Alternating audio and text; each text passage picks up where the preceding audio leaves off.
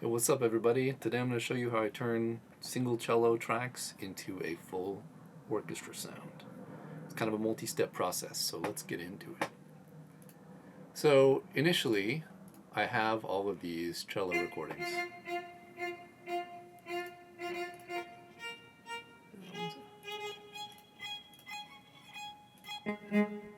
And this bus has a little bit of reverb on it, so obviously that's the first step. Is you group all the recordings together and put a little reverb on the bus. You could do it as a send too if you'd rather. I don't think it makes a big difference. I'm just using a fairly short haul with a low mix, and it gives a nice little bit, but we'll turn that off for now. So yeah, there's all these individual tracks,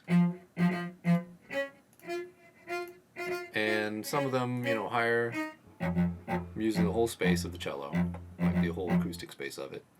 And that does a pretty good job at the start, honestly.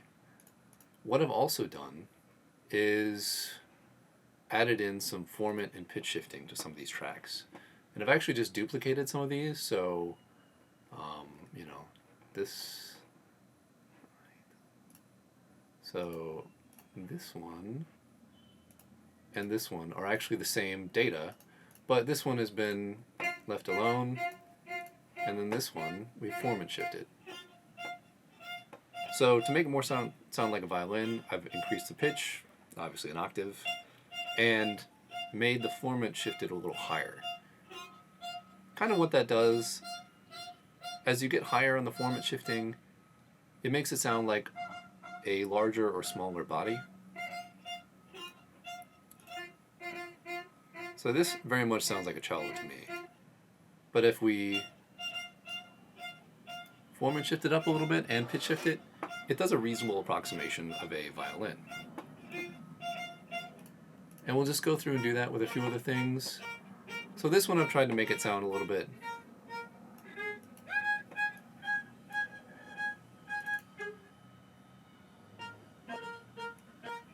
sounds a little bit more like either a low violin or a viola maybe.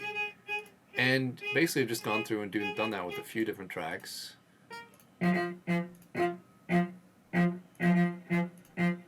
This one didn't get one yet.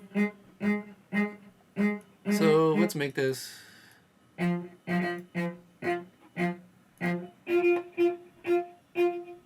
of like a viola there. And pitched up, formant shifted a little. We also have what I'm considering a bass. So we have this low part, which is honestly pretty close to like a bass sound anyway, but just to make it bassy,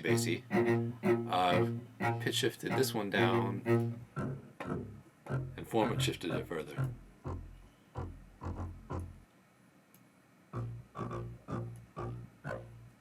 But one thing to note is if your pitch shifting and formant shifting is way off from each other, it gets sounding way more digital. So if you're going to pitch shift up an octave or down an octave, you want a formant shift around that, and you'll get fewer artifacts.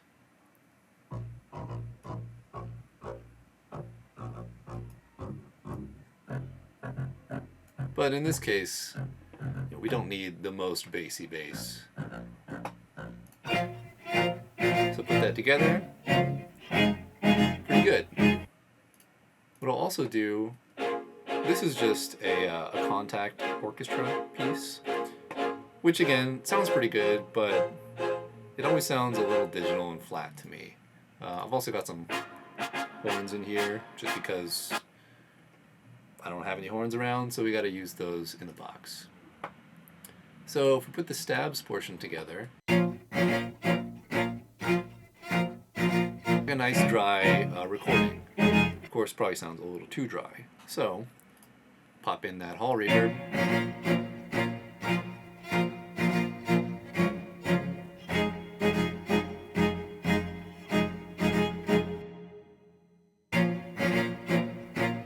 And that's a pretty good, that to me sounds a lot like a single mic over an orchestra, which is how those are often recorded. Now what we'll do is add in the held sections. And again, the process is pretty much the same. So we have this was actually played like way up on the fingerboard, like almost by the bridge. So it doesn't need too much. We can do the same thing though. That's way too high. So we'll just leave it there. Form and shift it a bit to make it a little more, you know, violin sounding. So this one very much in the cello range, kind of in the sweet spot. So I pitch shifted up and form and shifted a lot. I feel like, yeah, 7 was kind of nice for this. Same thing low. This one we made a little bit like a viola.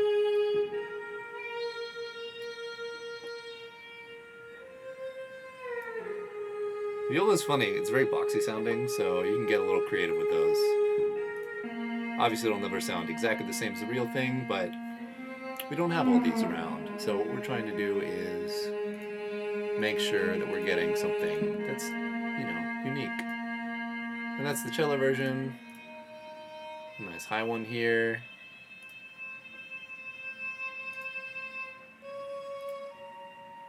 And another very high part.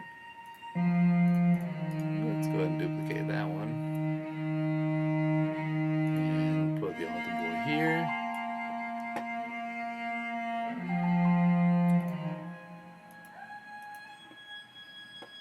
Nice super high violin part. And again, you know, matching the pitch and formant generally sounds more natural than otherwise. And then we got that's just a nice little cello part. I might move that over in the field a bit more.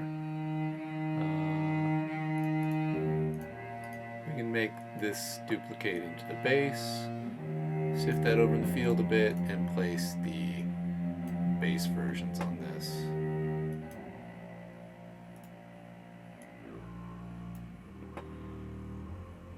That's a nice bass sound. The nice thing about the cello for doing this is that it's got a very vocal, like, human range tone. So it's quite versatile. It's got a nice, you can do those low bass parts and you can do some very high parts.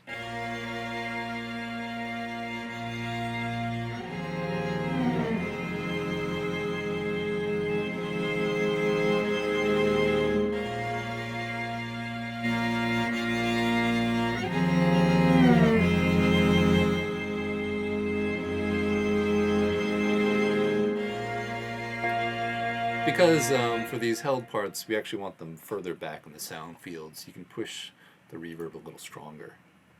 And then we have our 2 cello sections here.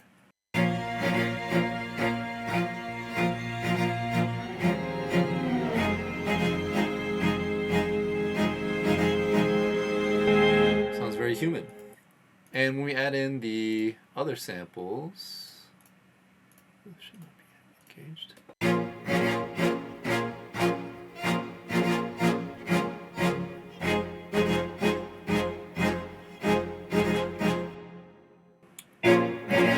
I've taken it from a chamber orchestra to an orchestra with horns, so a full orchestra.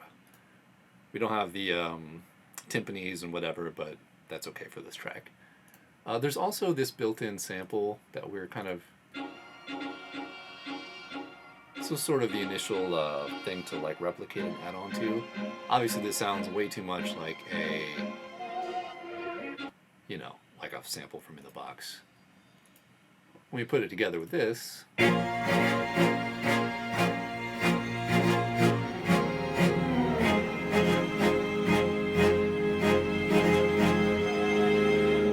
and then as an added bonus, there's this little mandolin line.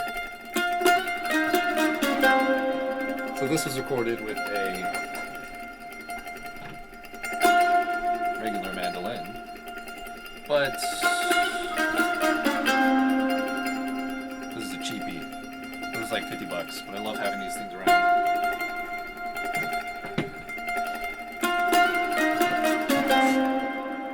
And then of course you put a bunch of reverb. There's the tremolo part that actually has some delays and stuff on it, and then a melody line.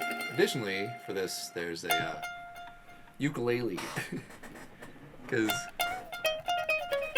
I don't know. I like playing with different string instrument textures, and it gives a really interesting like overall vibe. So with all the stuff that I recorded,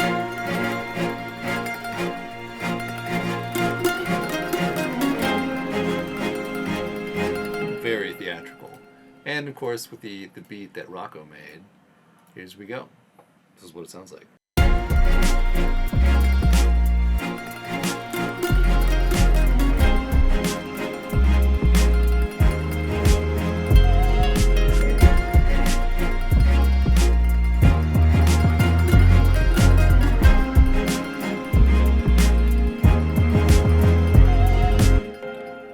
That goes hard. So yeah, that's the process. Basically, you record a bunch of individual lines. In my case, I tend to make up the harmonies on the fly based on the chord structure. And yeah, really it's just duplicating, formant shifting, pitch shifting, placing in the sound field, putting a reverb on it, and there you go. Thanks for watching.